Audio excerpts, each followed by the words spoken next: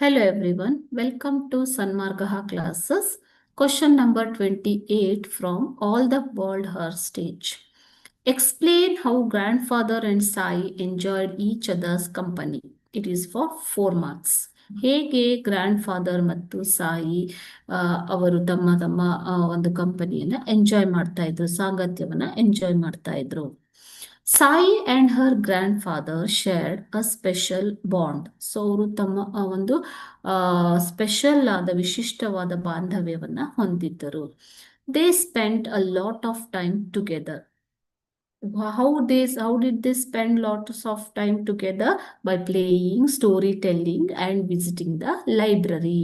ತಾತ ಅವರನ್ನ ಆಟ ಆಡೋದಿಕ್ಕೆ, ಕಥೆಗಳನ್ನ ಹೇಳೋದಿಕ್ಕೆ ಮತ್ತು ಲೈಬ್ರರಿಗೂ ಕೂಡ ಕರ್ಕೊಂಡು ಹೋಗ್ತಾ ಇದ್ರು. They spend time together with a lot of enjoyment. Grandfather encouraged Sai's imagination and creativity. So Sai ಅವರ ಇಮ್ಯಾಜಿನೇಷನ್ ಅಂತಂದ್ರೇನು ಮಕ್ಕಳೇ? ಒಂದು ಊಹೆಗಳು. ಓಕೆನಾ?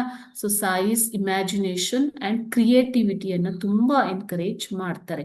ಹರ್ grandfather encouraged her storytelling by listening to her tales. So ಆಕೆ ಹೇಳುತ್ತಿದ್ದ ಕಥೆಗಳನ್ನ ಕೇಳ್ತಾ ಇದ್ರು. ಕೇಳುವುದರ ಮೂಲಕ ಆಕೆಯನ್ನ ಹುರಿದುಂಬಿಸ್ತಾ ಇದ್ರು.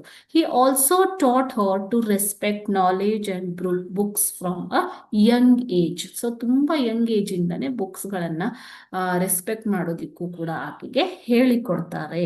Okay, so he was patient ಅಂತಂದ್ರೆ ತುಂಬಾ ತಾಳ್ಮೆಯನ್ನ ಹೊಂದಿರುವಂತಹ ವ್ಯಕ್ತಿ ಮಕ್ಕಳೇ.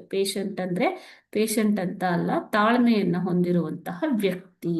ಅಂಡ್ ಸಪೋರ್ಟಿವ್, ಯಾವಾಗ್ಲೂ ಆಕೆಗೆ ಸಪೋರ್ಟ್ ಮಾಡ್ತಾ ಇದ್ರು.